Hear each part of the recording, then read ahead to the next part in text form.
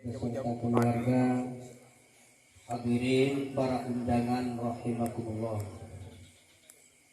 Tiada kalimat yang pantas kita lafazkan pada malam hari ini selain daripada kita berucap alhamdulillahirabbil alamin. Segala puji dan syukur atas Allah Subhanahu wa taala yang telah mengkarunia sebuah kesehatan dan kesempatan bagi kita semua sehingga kita bisa berhadir memenuhi undangan Shahibul Hajah dengan kemasan acara tasyakuran walimatul urus atau resepsi perkawinan saudara Rijal Muhammad Rijal sama Yunita Umami Arezal. Tidak kenal, tapi saya mulai tadi tengok-tengok mana yang bisa ya? hadir. Oh begitu ya, tenang aja nanti ada yang lain. Mempelai laki-lakinya dan mempelai perempuannya nggak ada. Nyetak boleh. Tapi paling tidak harapannya mudah-mudahan hajah dari Shahibul Hajah senantiasa diijabah oleh Allah Subhanahu wa taala. Amin, amin. Tenang aja, enggak kena kok. Kena yang lagi santai-santai aja.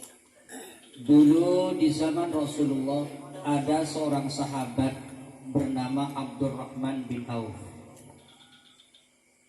Sahabat Abdurrahman bin Auf ini ketika berjumpa dengan baginda Rasul, Rasul itu melihat di pipi Abdurrahman itu ada tanda merah, bekas lipstik lah kalau bahasa sekarang, bekas ciuman,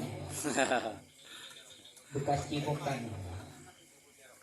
Ditanya sama Rasul, Abdurrahman, ada tanda merah di pipimu itu kenapa? Kemudian sahabat Abdurrahman bin Auf ini mengadukan sebuah kejadian kepada Rasul.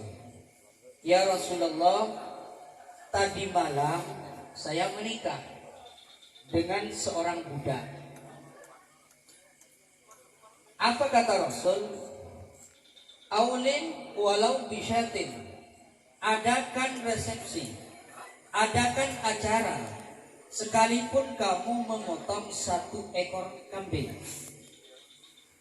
Jadi istilahnya nikah eksperimen, nikah siri, nikah diam-diam itu tidak dianjurkan dalam agama, tapi dibolehkan. Kenapa?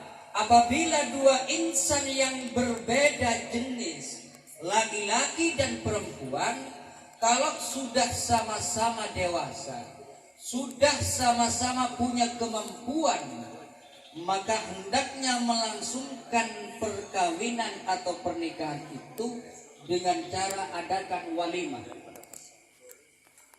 agar tidak timbul fitnah di masyarakat. Kalau si A dengan si B sudah betul-betul menikah, itu sebabnya dalam rukun nikah itu harus ada saksi. Selain orang tuanya yang berhak dan wajib menjadi wali kalau ada, maka salah satu rukun nikah di antaranya itu adalah harus adanya 2 saksi. Tapi ingat, saksi yang dipilih harus adil. Kalau ijab dan kabulnya belum pas jawabannya, jangan saksi bilang sah. Jangan. Kenapa? Karena ini persaksian yang sangat sakral. Persaksian yang awalnya diharamkan oleh Allah berubah menjadi halal. Wastahlaltum furujahunna bikalimatillah. Perempuan-perempuan itu menjadi halal dengan kalimat-kalimat Allah Subhanahu wa taala, adanya ijab dan qabul. Maka saksi yang dipilih harus adil. Adil dalam artian pertama, tahu, paham benar terhadap syarat dan rukun orang menikah. Jangan asal-asalan. Yang penting ada saksi nah. Ini doa wudunya hafal apa kagak gak urusan. Yang penting dia nanti yang kita harapkan sah. Gak seperti itu Pak. Maka di dalam ijab dan qabul itu harus nyambung. Angkah tukah, atau dalam kalimat lain uzawwijuka, saya nikahkan engkau wahai seorang laki-laki yang bernama Fulan bin Fulan dengan seorang perempuan yang bernama Fulanah binti Fulanah, yang walinya adalah ayahnya sendiri yang telah berwakil kepada saya dengan mas kawinnya uang 100.000 rupiah tunai. Maka itu langsung qabiltu nikahaha wa tazwijaha bimahril madkur. Saya terima nikahnya, saya terima kawinnya Fulana binti Fulana dengan mas kawin tersebut. Harus nyambung. Kalau ini masih ada jenjang waktu 2 atau 3 menit, ini Pak enggak sesuai dengan konsep fikih, maka nikahnya itu enggak sah. Kalau saksi berani mengatakan sah, saksi akan bertanggung jawab nanti di hadapan Allah Subhanahu wa taala. Kenapa? Apabila akad nikah tidak sah itu, maka selamanya maaf mempelai itu berzina. Paham nggih?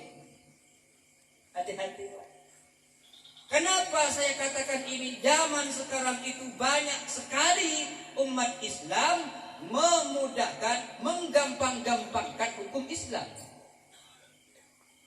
Islam ajarannya memang mudah, tapi ingat jangan dimudah-mudahin.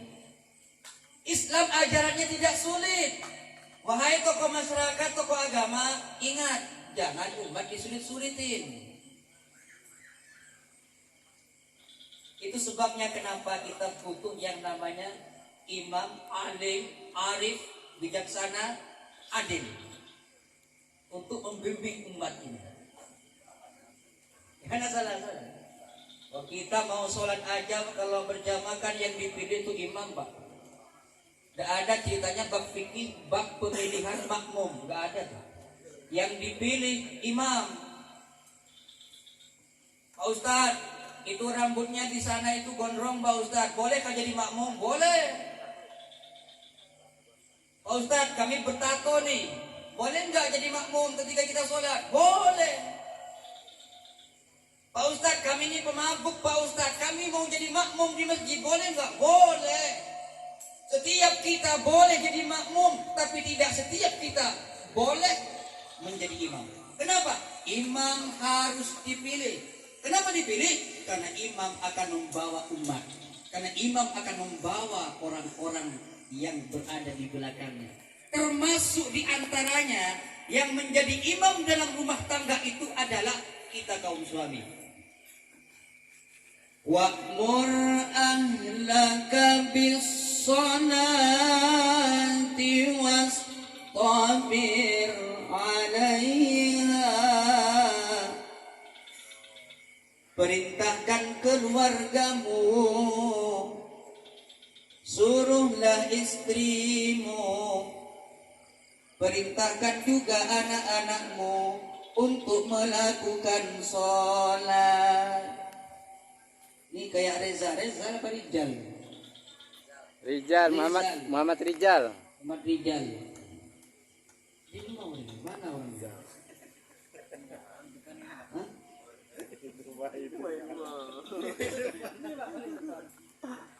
Om saya nasihat itu sebenarnya untuk kedua mempelai. Kalau ini kan pemain lama. Yang pemain baru itu Rijal sama Yunita. Itu pemain baru itu agresif Pak. Rijal ini ibarat pemain sepak bola Ronaldo. Kalau pemain baru, kemana bola itu menggelinding dikejar. Si Yunita pergi ke dapur dikejar sama Rijal. Kenapa? Mempelai masih baru. Coba ini bapak-bapak, istrinya loh ke tetangga nggak pamit, nggak ditanya-tanya. Al-insanu jadid yuhibbul jadid. Manusia itu tercipta dari sesuatu yang baru dan cenderung manusia itu senang kepada sesuatu yang baru. Wah, kalau masih kemanten baru Pak, kal amir bagaikan raja dan ratu. Ini semuanya ini disewa ini kan untuk kedua mempelai. Difoto, suap-suapan, diabadikan. Kenapa? Kemanten baru.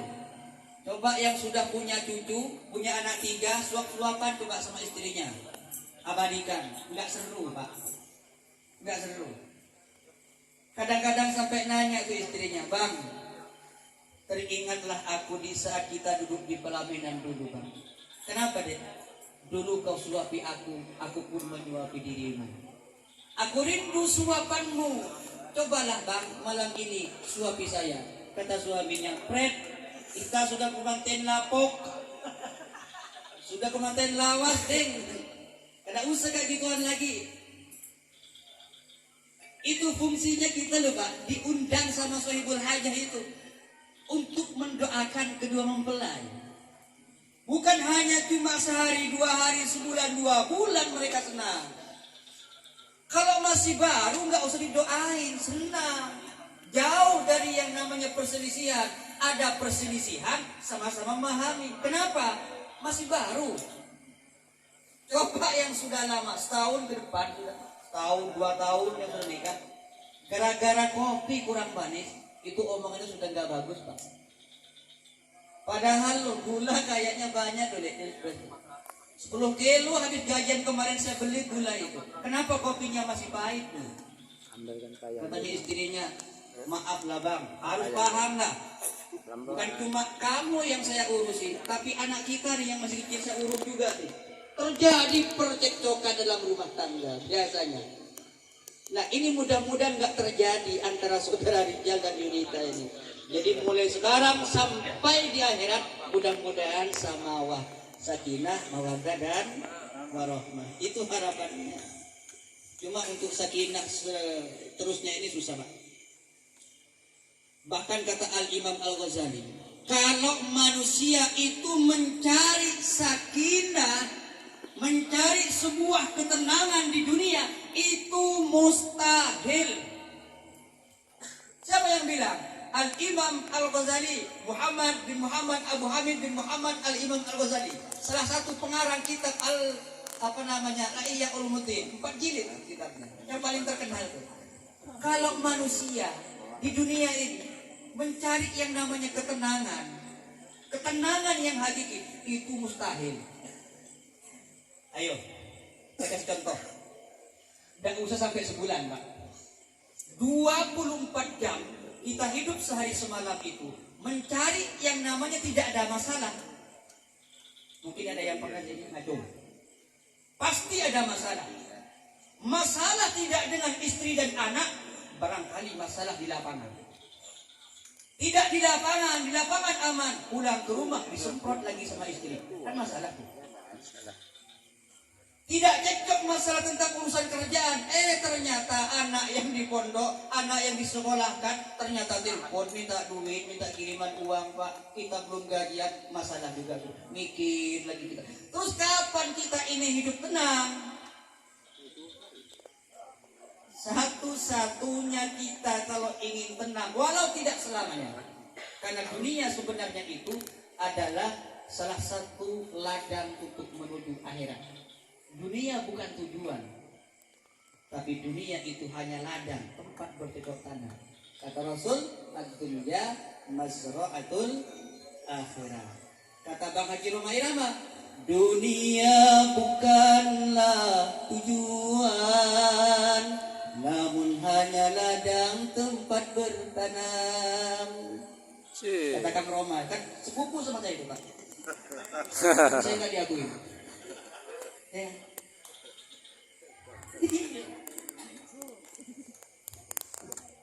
Kan saya tadi ikut grup musik karena saya sepupunya Roma Irama. Alhamdulillah, amin. Jadi kalau untuk hidup tenang bagaimana kata Rasul memberikan solusi agar orang itu bahagia, agar orang itu tenang. Arba'atun min sa'adatil mar'i. Pegang yang 4 pasti tenang. Orang bahagia tidak perlu banyak uang. Banyak uang memang menjanjikan orang itu bahagia, tapi tidak semua orang yang banyak uangnya bahagia. Betul betul. Kenapa? Karena kata Rasul yang bisa menjamin orang berumah tangga itu bahagia, yang pertama, antakuna zaujatuhu salihatan, seorang suami belum yang masuk, punya nanti kalau udah istri masuk. yang salihah. Mana? Seorang Alhamdulillah. istri yang punya suami yang soleh. Siapakah istri yang solehah? Siapakah seorang suami yang soleh itu? Mereka kaum suami yang mampu menjaga istri dan keluarganya itu daripada berbuat maksiat kepada Allah Subhanahu wa taala. Ketika subuh tarhim sudah dikumandangkan di masjid, pakai HP, bukan Pak Mitro yang tarhim, pakai HP. Assalatu wassalamu alaik. Dilihat mudimnya Lagi tidur. belum berwudu. Ayah, pakai HP. Pak Randi sama, pakai HP. Kakak beradik, Pak. Tapi saya kagumnya sama mudim kita di Sangkok, bukan cuma hanya sekedar fokus sama mudim, tapi berubah menjadi YouTuber. Dukung, subscribe. Ayo, like and subscribe. Entah berapa gambar saya dimasukkan sama beliau ini. Saya lihat di YouTube di channelnya Pak Metro. Kok ada ceramah saya? Ini pembajakan namanya. Tanpa seizin saya itu. Tapi mudah-mudahan bagi hasil. Amin. Mudah-mudahan. Insya Allah nanti, Pak. Mudah-mudahan sukses Pak Metro. Amin, ya Rabbal alamin. Beli kamera, mirip dia. Iya, Pak. Canon tak apa dah? Biar mantap gambarnya. Sampai kalau mau ngetik channel saya, Ustadz Sawarso, ada di situ banyak ceramah saya. Ya. Cuman jangan cuma dilihat doang, bisa subscribe lah. Bunyi lonceng tuh. Hebat deh. Bukan kalau musik, masih tahu.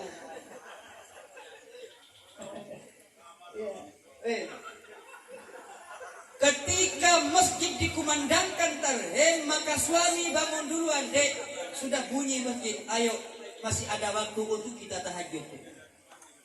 Karena malam gak sempat tahajud, karena adanya peperangan antara suami dan istri di atas ranjang, kecapean, ketiduran, ternyata dengar masjid tarhim, bangun suami, dibangunin dan istri, yuk dek, ada waktu untuk kita tahajud sebelum masuk waktu subuh. Kata istrinya, baik mas, mandi bareng di kamar mandi, digosoklah Yunita sama si Rijal ini, disabun. Jadi lagi. Katanya istrinya, bang, katanya mau tahajud bang. Gak tahan saya. Wah.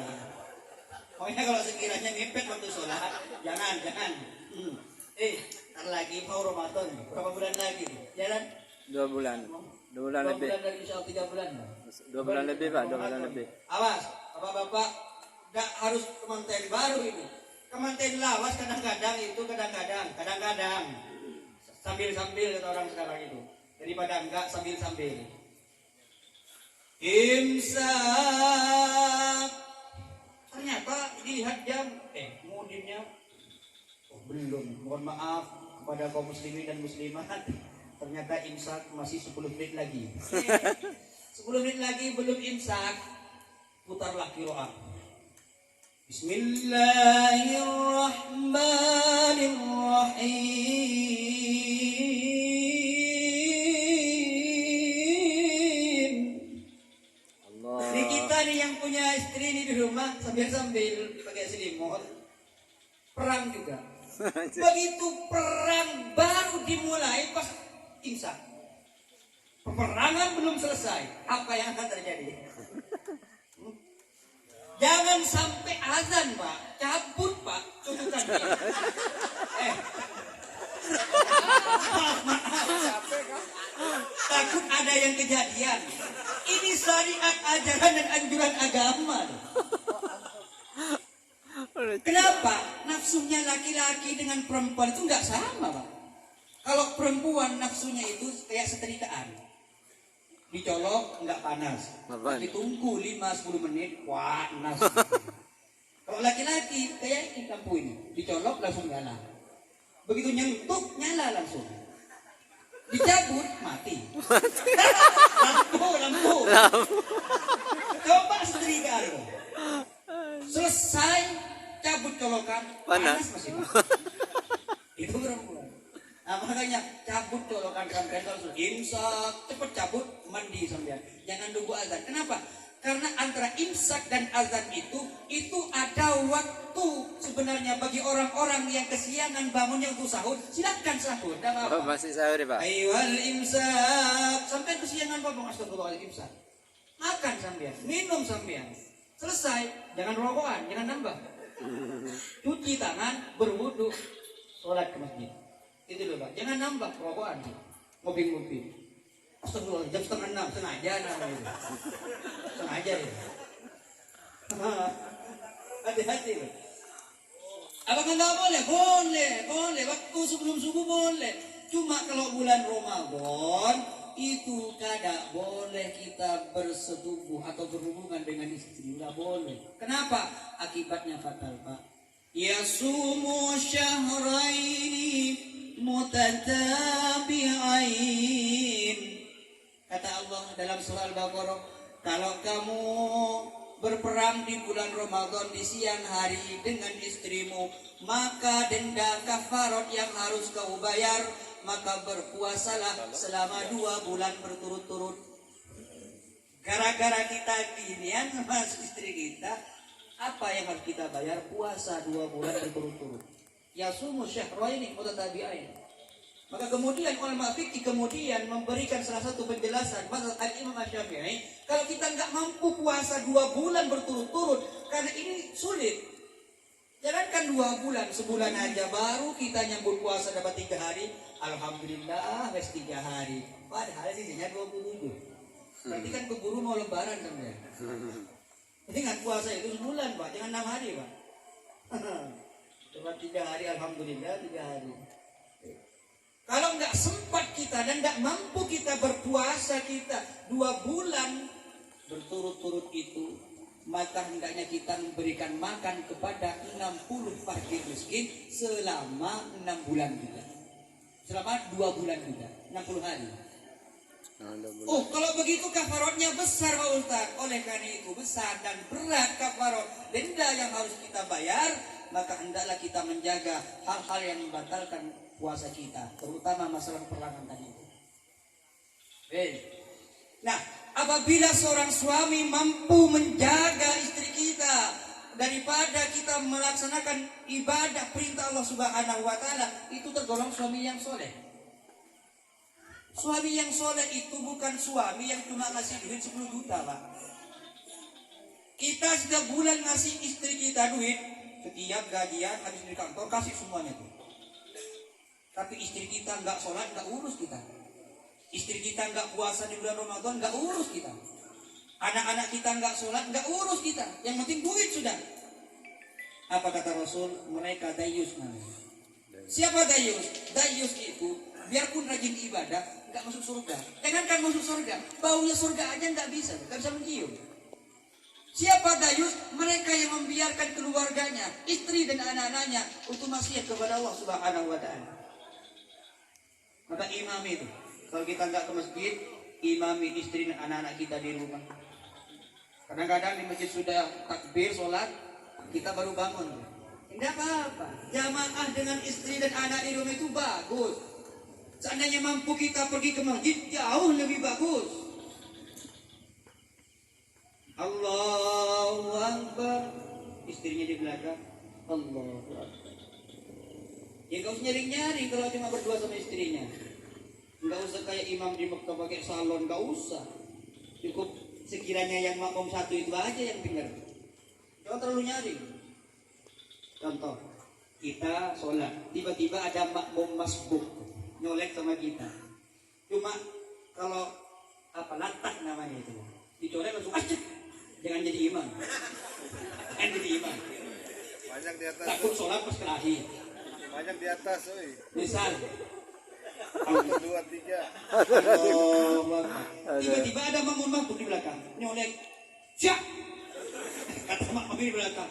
Mau kena hati kan? Orang sholat kok mengajak kelahi. Makanya kata tadi itu imam dipilih. Cari yang tidak kaget-kagetan. Ghairil maghdubi alaihim waladdallin. Tiba-tiba jatuh sesuatu dari atas plafon. Plek. Kalau orang kagetan, apalagi kalau orang Madura biasanya kan sesuatu yang disembunyi itu disebut, yang nggak bagus. Iya, nggak usah nunjuk. Nggak usah nunjuk. Contoh, saya Allah jatuh, plak ternyata tikus gede botak. Ternyata ini tikus termasuk tikus jombo ya. Kan dulu ada pernah cerita tuh. Ada orang awam bahasa kita itu. Orang nggak tahu ilmunya jadi imam, jadi makmum nggak tahu tuh. Enggak orang awam. Ngaji nggak pernah tuh. Lagi fikih apalagi. Tiba-tiba 3 orang ini musyawarah, diskusi. Bahasa kita meeting. Bro, apa? Kalau kita pikir-pikir umur kita ini sudah senja, bro. Sudah 45 lebih nih umur kita. Terus kita tinggalkan perbuatan maksiat kita tobat kepada Allah. Oke. Ayo nanti kita mandi di sungai, habis kita berwudu, kita sholat berjamaah. Menjelang zuhur di masjid sudah azan. Allahu Akbar, Allahu Akbar. Yang 3 orang ini, Pak, sudah siap-siap. Itu siapa yang jadi imam?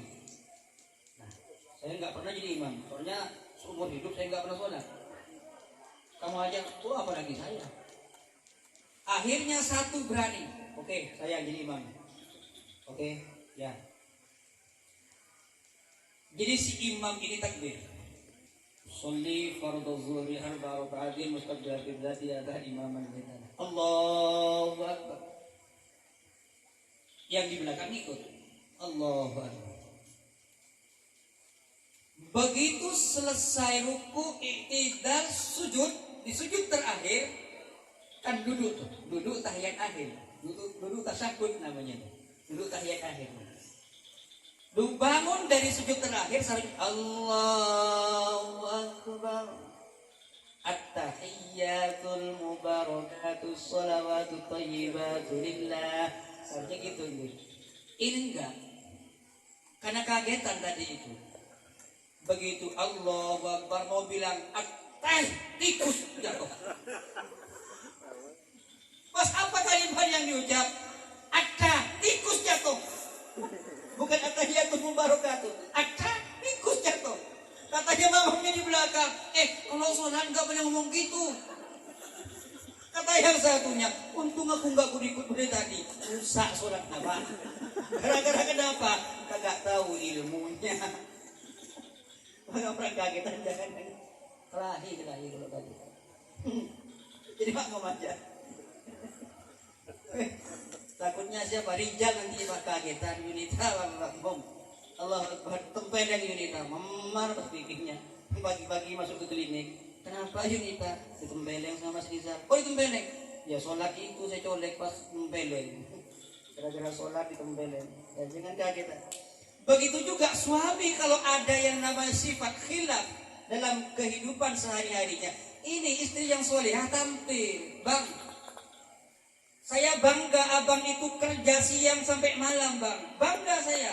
Karena abang itu betul-betul berjuang untuk saya bang. Tapi saya perlu ingatkan. Abang silakan bekerja 24 jam kalau perlu bang.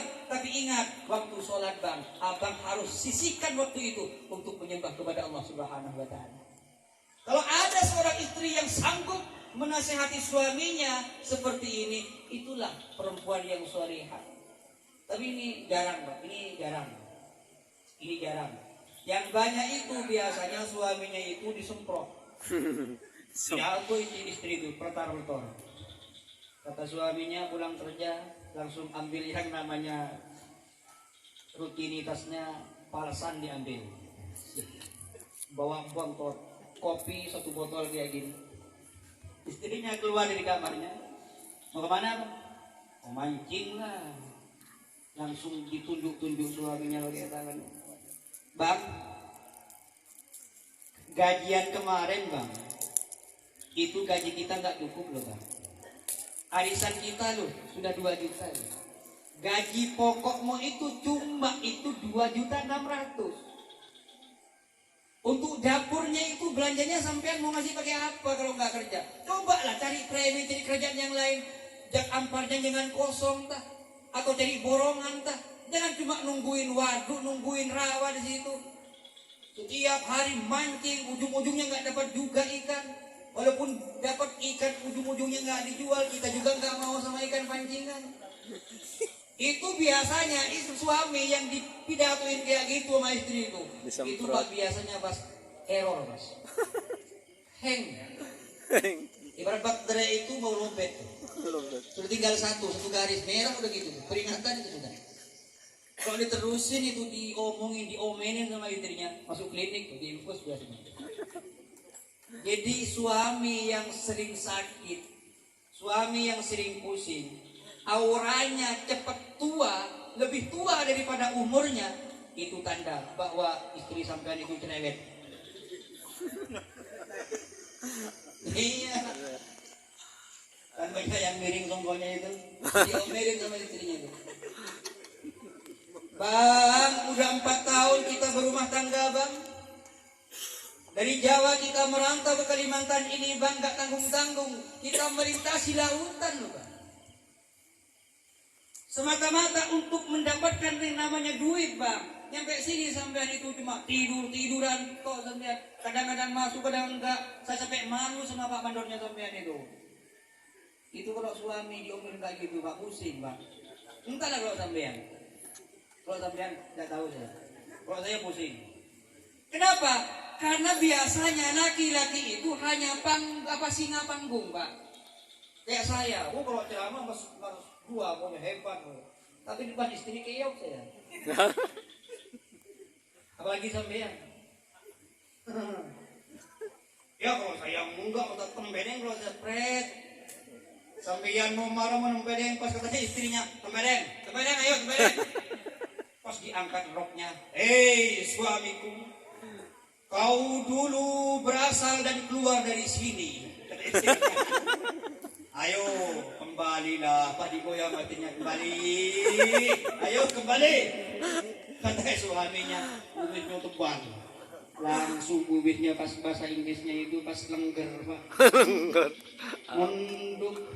Mohon maaf. Aku disuruh kembali. Kenapa? Gak ada ceritanya suami itu menang melawan istri. Ini pentingnya kita di dalam mau menikah itu mencari istri yang agamanya mantap, akhlaknya yang bagus. Supaya apa? Supaya kita itu kaum suami itu dihargai oleh kaum istri. Suami berangkat kerja, istri kalau hampar sejadah di rumahnya, wajahnya basah dengan air wudhu, dia berdoa kepada Allah Subhanahu wa taala, ya Allah ya Rabb, suami kami sedang melangkahkan kakinya ya Allah, meninggalkan rumah ini ya Allah, pergi ke lapangan sana ya Allah, panen suami kami ya Allah.